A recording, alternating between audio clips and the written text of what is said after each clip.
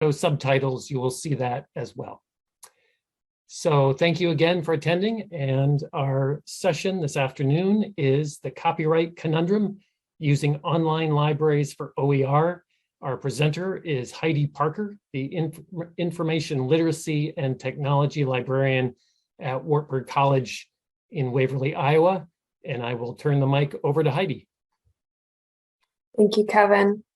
And thank you, Kevin, specifically, and everyone who helped put this summit on. I know I am particularly excited to be sharing some of my insights in this platform. So welcome. And even though it's a few weeks early to officially be called spring, I wanted to open on a good note. So if you want to pull up the chat and drop your favorite sign that spring is coming. My favorite sign, of course, is that my houseplants sitting in the window start perking up a little bit. So that extra sunshine definitely helps them. Yep, so we've got more sunshine in the chat, absolutely. Birds, yes, it's driving my dogs crazy, but I love hearing the birds.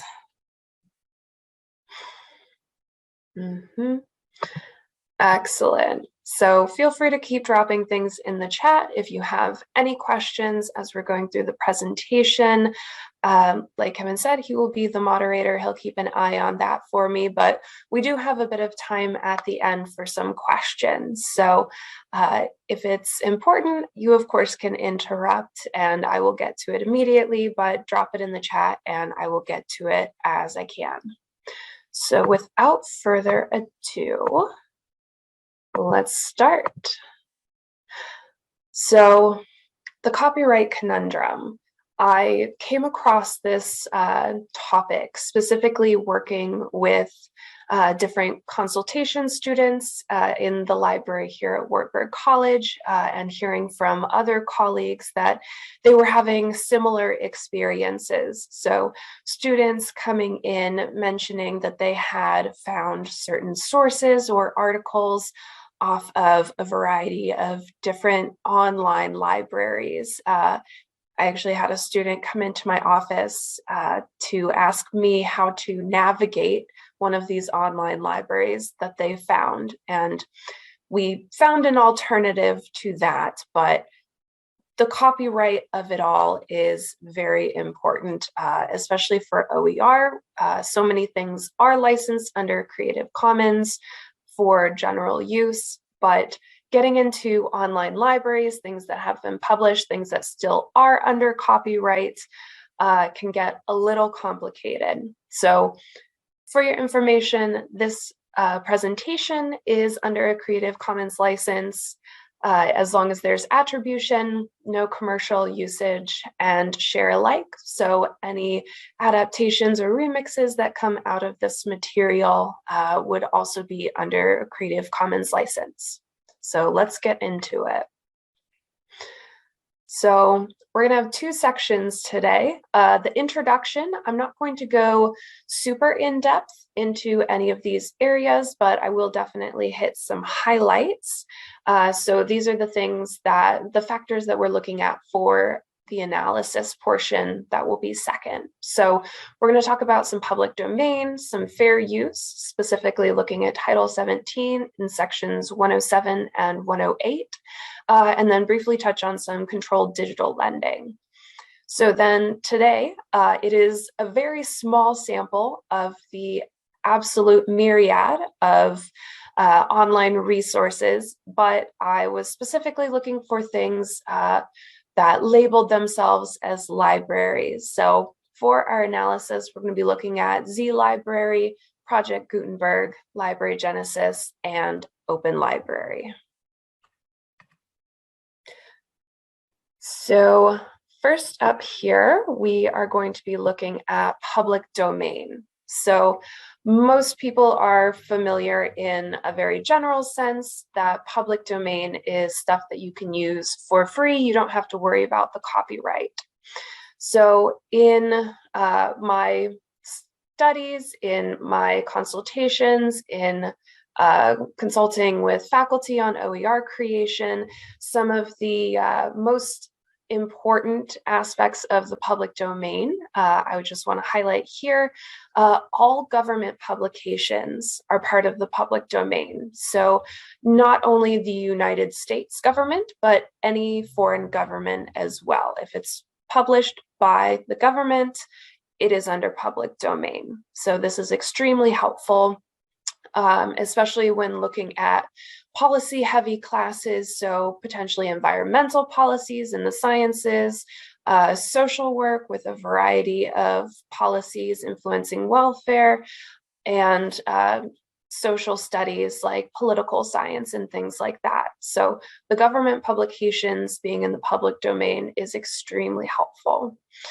The actual dates for the public domain are on a sliding scale. So every year, January 1st, that number changes. So for 2022, works from or before 1926 are going to be in the public domain, and sound recordings are copyrighted a little bit differently. So from or before 1923, specifically for US publications.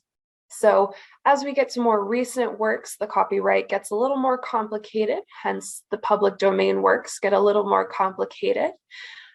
So there is generally in the US, UK, and most of the European Union, copyright for the creator's lifespan plus 70 years. So for us in 2022, people who passed in 1951, their works are going to be opening up to the public domain. For Canada and then most of Africa and Asia, that number is shortened to 50. So 1971 and up, if the creator had passed in that year, then their works are starting to come under the public domain. This last little note in the bottom, there's been a lot of legislation passed, of course, about copyright and the public domain. So some works in or after 1964, 1978, or 1989 may or may not be in the public domain, depending on the copyright notice displayed. So as someone who loves delving into the details, popping open a book and looking at that back copyright page is always going to be very informative. All right.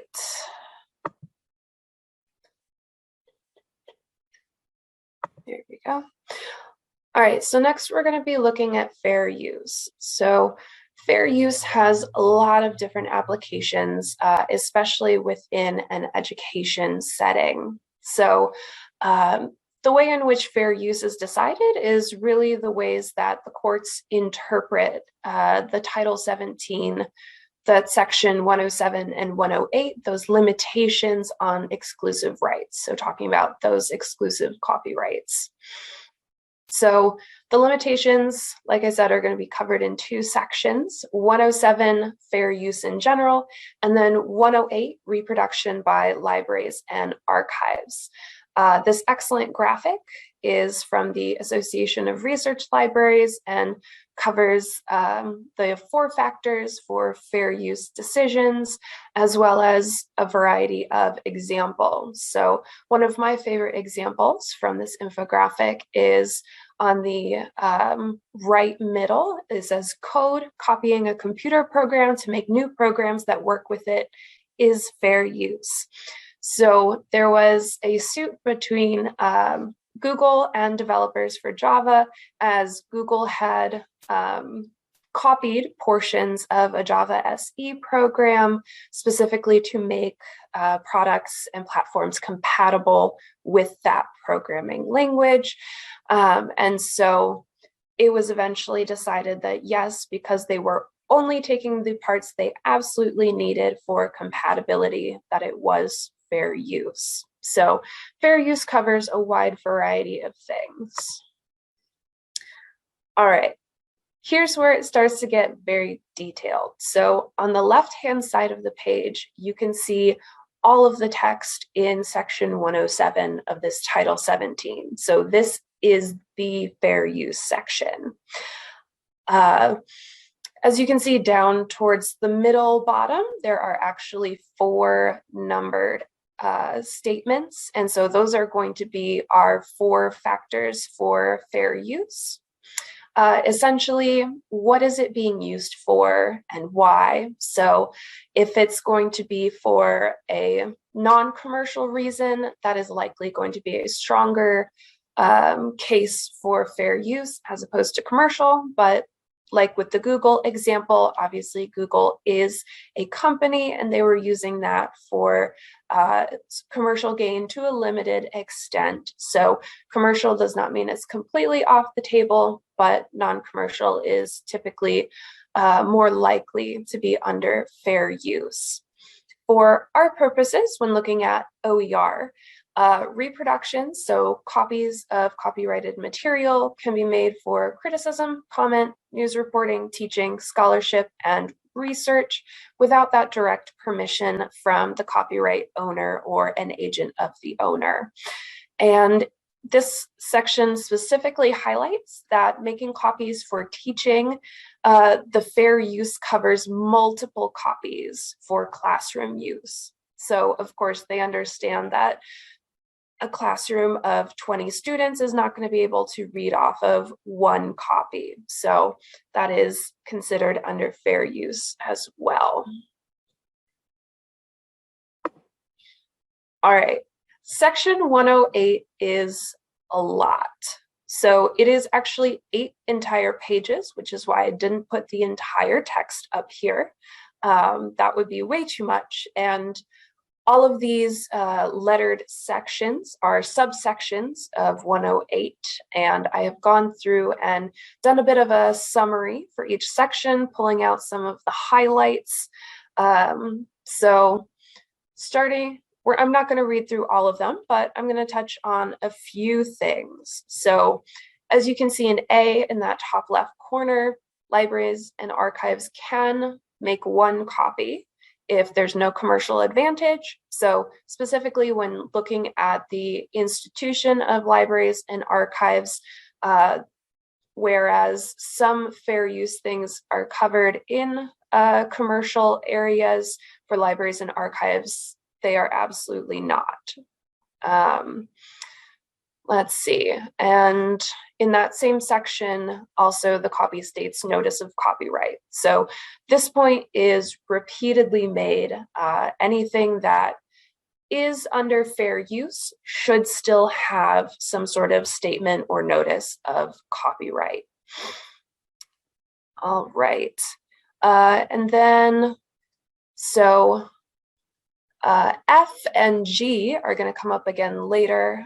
So F is the top right, talking about liability for the libraries, archives, or their employees. So the patrons, any patron use that is a copyright infringement, as long as there is copyright notice placed, make sure the library, the archive, and the employees are not liable for that. However, if we jump down to G, the library, archives, or its employees are liable if they are aware or have reason to believe that these copies are being used in a way that infringes upon that original copyright. So reproduction by libraries and archives is a little bit complicated, but it is fairly, it is a bit straightforward if you can get through 8 pages of very legal language. All right, so that was our fair use section, and we're just going to briefly touch on controlled digital lending. So controlled digital lending is a concept that follows copyright in the terms that it is like print, borrowing and lending. So there is 1 copy of this material. It could be a born digital copy or it could be a digitized copy, but only 1 person can have access to this 1 copy at a time. So popular sites used by public libraries or services such as Overdrive, you can check out one individual thing for yourself, and you are the only person that has access to it at that point. And of course, that borrowing term will end and the item will be no longer accessible. And similar to like print libraries, we have wait lists and things, so the information is not always immediately accessible. All right, so now that we've covered just those basics, looking at those, now we're going to actually dive into the analysis of these different digital libraries. So they're listed along the right-hand side. Like I said, we're going over Z Library, Project Gutenberg, Library Genesis, and Open Library. A very small sample of the things available on the big, broad, wide internet, but they are relevant examples for the different analysis topics that we have gone over today, as well as several of these sites students have specifically mentioned in their consultations with me. So I thought it would be great to actually look at what they're looking at. So along that left-hand side, under our analysis of copyright, I specifically looked at 4 sections for each of these sites. So I looked for their copyright statement. I looked at their materials acquisition, so how they came to host and or own these materials, their lending and access policies, so who can access for how long, and then the grievance process. So if there were to be a copyright infringement flagrantly available for public viewing, could anyone go through and make that grievance process? Is that, do they have directions for that? Do they have contact information? That kind of thing. So without further ado, all right, we are going to start then with Z Library. If I can get the bar out of the middle. Excellent. So Z Library, the analysis of copyright with their copyright statement, short, simple. Z Library respects the intellectual property of others. So this is the only broad blanket statement they make about copyright, and it doesn't say anything about that the hosted works may be under copyright, that people will have to look on their own to ensure that they're not infringing copyright, things of that nature. So then their materials acquisition.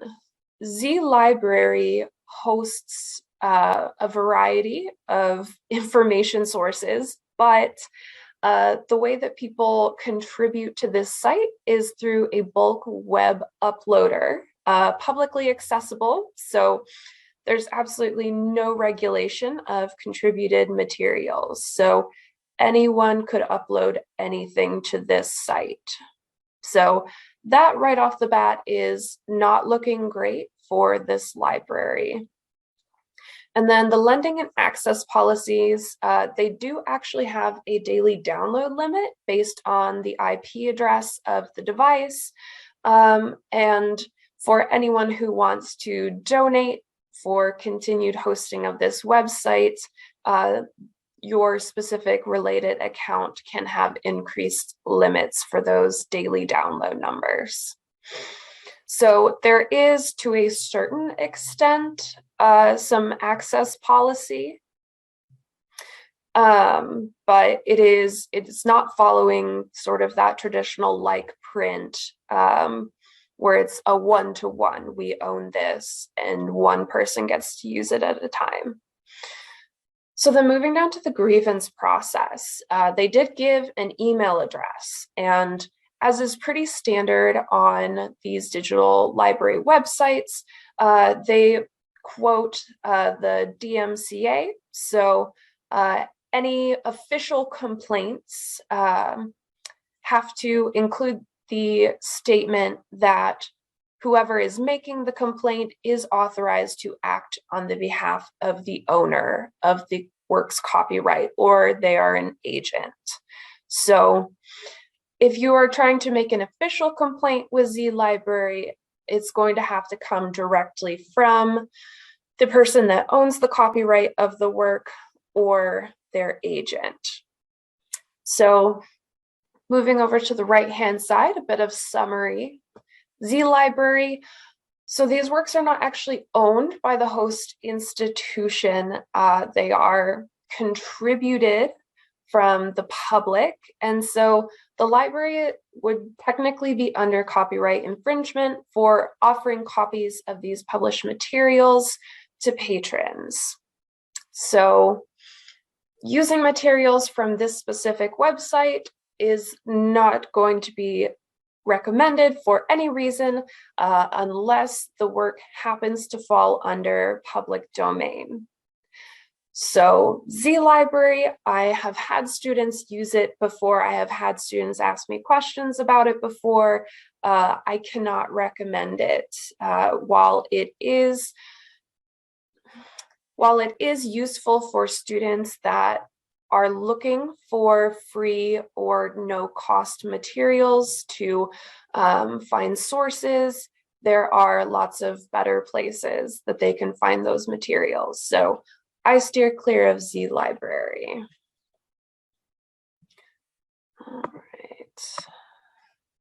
All right, next is Project Gutenberg. I'm sure most people have heard of Project Gutenberg. If you have not, it is a really interesting site, and it was originally coming out of the Google Books project. There were, of course, some copyright concerns at the beginning of that project, and so eventually it evolved into Project Gutenberg with an express focus on works in the public domain. So as you can see on the left, they have a huge copyright statement going into lots and lots of details. So I'm not going to read through that specifically, but of course, further details are linked from this presentation, and they go over all sorts of information regarding copyright. So they have very much taken care of their notice of copyright. So Project Gutenberg thus is not liable for any usage that would be copyright infringement on the part of the patron.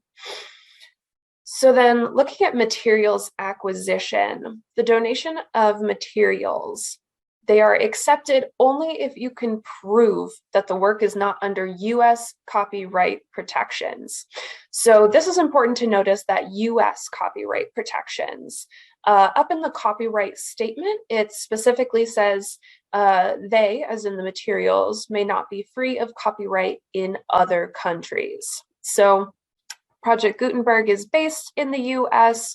Their physical address is in the US, hosting servers, all of that sort of things are liable to US copyright laws. So if you were potentially trying to make international scale OER, I would double check on some of the things Project Gutenberg offers, but for the most part, being in the public domain, it will be internationally acceptable to use that as well. So their lending and access policies, free to download and use any of the materials that they host. There's no registration required. So because they're using primarily public domain materials, they're not going to have to worry about only one person using that material at a time, so they don't have to go into the controlled digital lending in that way. With the grievance process for Project Gutenberg, they have a physical and email address that you can contact them at. And as you can see at the bottom, they actually have an entire web page dedicated to giving more information and details regarding copyrighted materials. So you can read through that. It's sort of like an FAQ page before getting in contact with them regarding potential copyright infringements. And At the bottom, responses are typically sent within 2 days. So not only do they provide a lot of information regarding copyright, they also will respond to any concerns in a reasonable amount of time. So Project Gutenberg, because it's focusing on public domain works, it is free, accessible, and open to the public.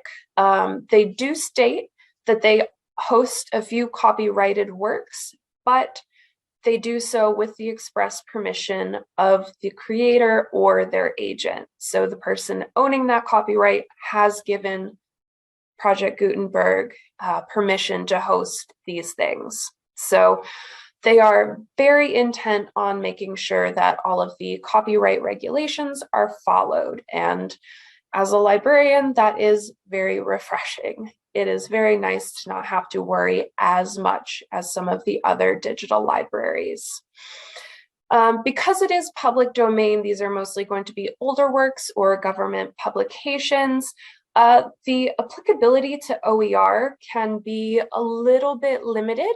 Like I mentioned earlier on the public domain slide, the government publications are going to be particularly useful for a variety of policy courses, looking at government policies.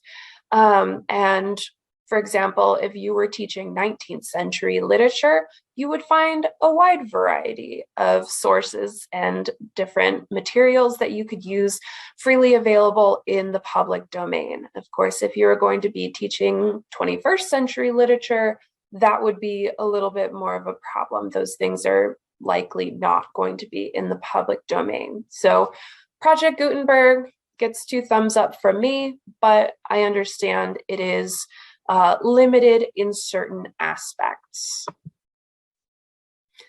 All right, Library Genesis. So Library Genesis is a bit of a weird one. It is related to Z Library in that they are both what we would call a shadow library. So these are digital libraries that typically operate with hosting and servers in countries that are not the United States, and typically having servers in various countries, so making the trail of copyright infringement very difficult to follow. What also makes Library Genesis kind of weird is that it is a library of links. So Library Genesis doesn't actually host any of the materials. It is what they call an aggregator. So they put together a list of all of these different links, and you are free to look at the material on the third-party site. So the copyright statement, again, basically the same as Z Library. They put DCMA on at the end. So there is a nod to the fact that there might be some copyright infringement, but there's no explicit acknowledgement that some of the works that they link to may still be under copyright. Materials acquisition, like I said, they are primarily providing links to other sources. So they are saying that all of the material is publicly available and hosted in other parts of the internet. So their materials acquisition, they don't actually own any of those. The lending and access policies, there are no limitations on link usage out to those third-party sites. So Library Genesis does not place any limitations in that way. And then the grievance process. So they do give an email address, and again, same with Z Library, we have that DCMA statement. So if you are lodging an official complaint, you have to be either the owner of the copyright or authorized to act on behalf. So Library Genesis doesn't actually host these materials, only sends you out to third-party sites to go try to find these things. And overall, not reliable. There's no accountability for the materials access and availability. Several of the links while I was researching this have been broken. So even if it is listed as having access to a certain material, that is not always the case. If you are inclined to use Library Genesis, every links to a third-party site would have to be individually examined for copyright related to the work that it ends up linking to. That is an excessive amount of work to go through just to find certain materials if you're interested in not infringing copyright. All right, and then last, we're going to be talking about Open Library. So this is where our controlled digital lending comes in. Open Library is a branch off of the Internet Archive. And so the Internet Archive, as you can see, has a fairly substantial copyright statement. They are interested in ensuring the academic integrity of their website and the materials that they host. Speaking of the materials acquisition, all of the contributors must have an account registered with the Internet Archive. And so there's at least a level of verification that you have to go through to be able to contribute materials to this site. With their lending and access policies, this is where we're coming into that controlled digital lending. You can check out up to 10 books at a time in virtual format. You get up to 1 hour for browsing a work, deciding if you want to check it out or read it, and up to 14 days to borrow that material. So at the end of those 14 days, you will no longer have access to it. Like I said earlier, with that like print model, one book can only be checked out by one patron at a time, and there are wait lists. So again, not instantly accessible, but eventually accessible if you're being lawful. And the grievance process. So they have a contact form on their website. They link out to their Twitter account, and they have email and physical addresses given as well. So they really want you to let them know. And so again, they also quote the DMCA. So if you are making an official complaint, like I've said before, you have to be the owner of that work's copyright or an agent acting on their behalf. So Open Library, it's comparable then to a physical library because of that like print lending and borrowing model. There is some level of verification. The contributors have to be connected somehow or registered with the Internet Archive. And so I found that this website is helpful for individual students, especially students that are interested in reading popular fiction and they prefer having an ebook format. Maybe they have a Kindle or a tablet. They want to be able to take this with them. There would be some limited usage under fair use for OER applications. So because this library functions similarly to an actual library, a lot of the fair use regulations will apply. Those libraries and archives reproductions and distribution laws are definitely going to apply here as well. So making copies of certain works that have been published is going to fall under fair use for classroom use, and you can make multiple copies of them that way, as long as we keep in mind the 4 factors for fair use. All right, so we have come to the end of my presentation. Listed here are a bunch of resources, things that I have consulted while doing this research, as well as things that I have found useful. So for a lot of the law-specific information, Justia is definitely one of my preferred sites, helps break down some of the legal jargon a bit and gives some summaries of important cases.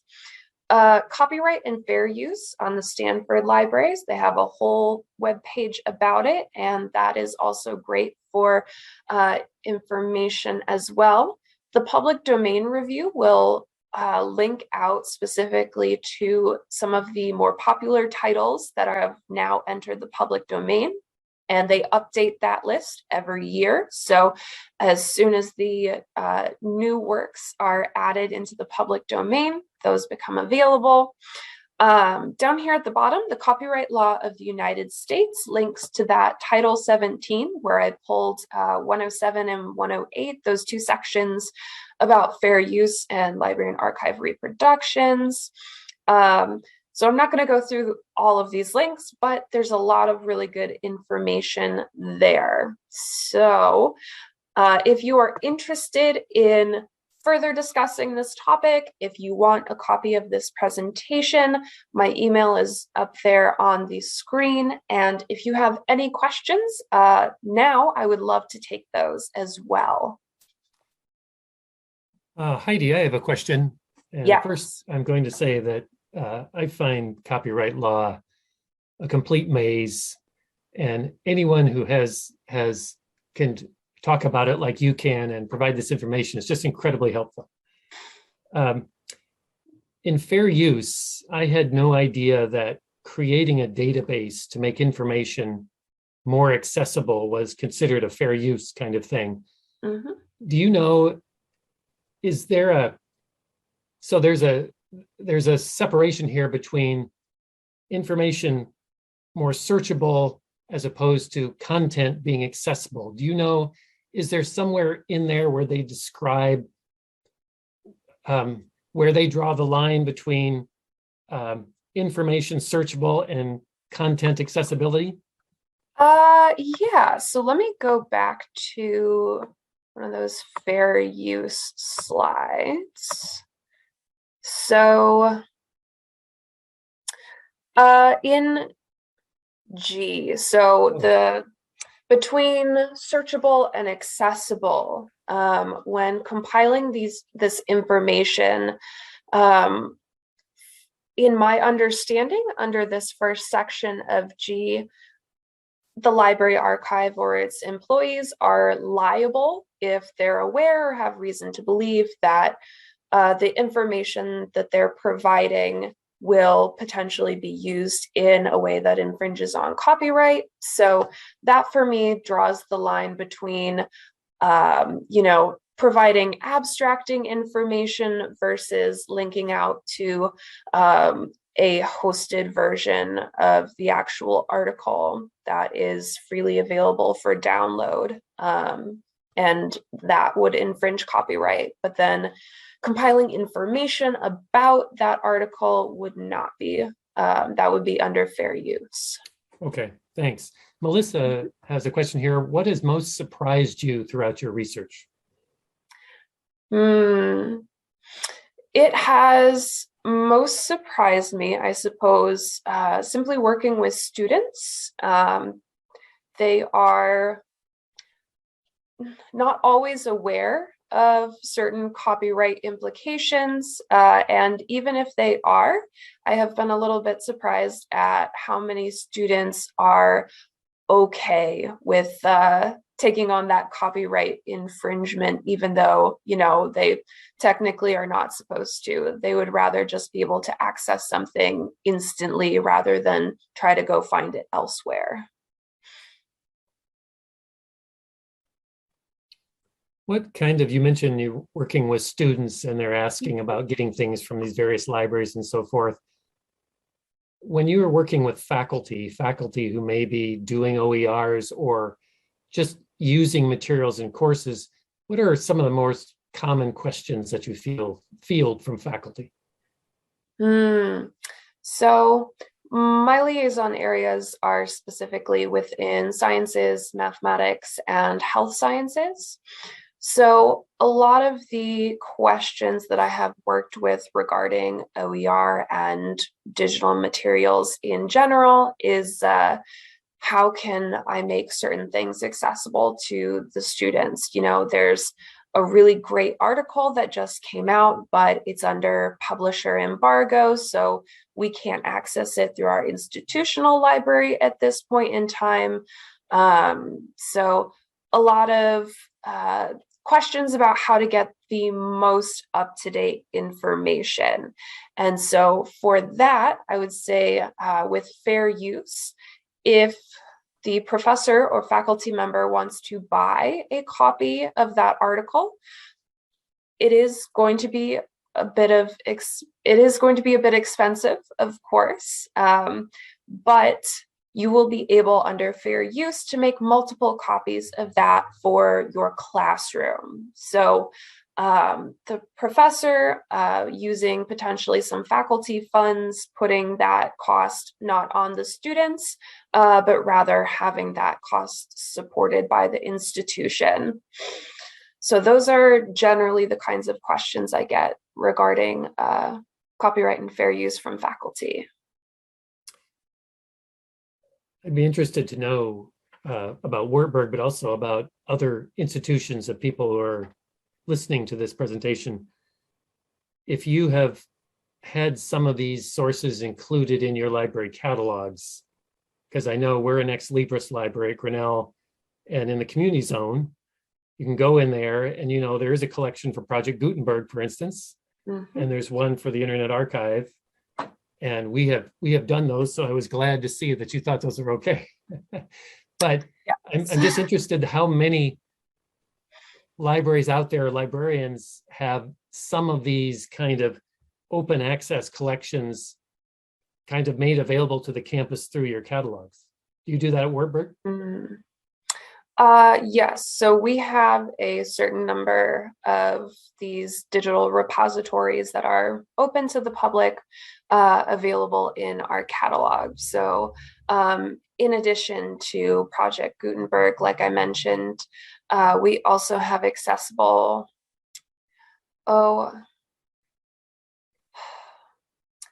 it's an open access journal database, I think, database of open access journals. But that one in particular is very useful as it compiles articles, of course, that have been published open access. And so especially for maybe some of the sciences students, they are looking for research that is more recent, so wouldn't fall under the public domain. Looking for open access articles is definitely useful, and including that in the catalog has been very helpful. Is that the directory of open access journals? Yes, that is exactly what it is. I knew the D was not correct, but yes. Yeah, I include that. The only other thing, I don't want to take up all the time here, but the only other thing I was going to mention here, that when you were talking about public domain, we find at Grinnell, at least, that there is a lot of use of public domain materials, particularly by humanities professors. And instead of, well, I guess instead of commercial textbooks, people using mixtures of their own materials, but use of public domain materials, I think in the humanities and to certain extent in the social sciences is quite significant. Absolutely. Yeah, with a lot of those public domain works. I mean, particularly as someone that studied English as an undergraduate, I certainly made use of a lot of public domain texts available for the courses I was in. And Jenny's put in the URL, thank you, Jenny, of the DOAJ. There's also a directory of open access books, DOAB, which you can add to your catalog too.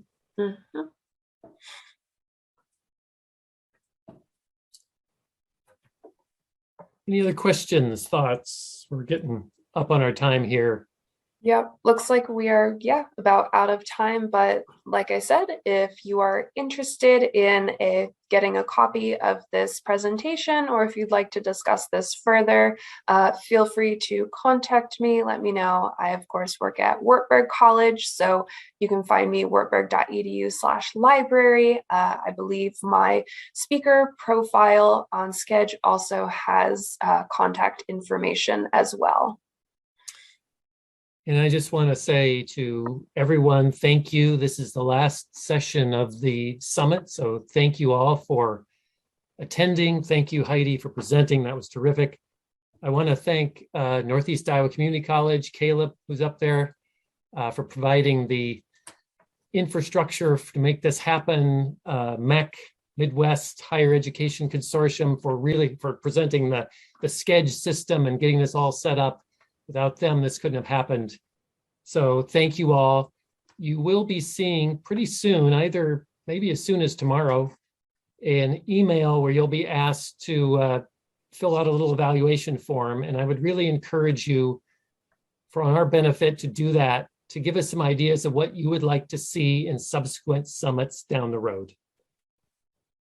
So with that, thank you, Heidi. Thank you, Northeast Iowa Community College and Caleb. Thank you all for attending. I think this was a great summit. Have a great afternoon. We'll see you next year, if not sooner. Thank you. Thank you, everyone.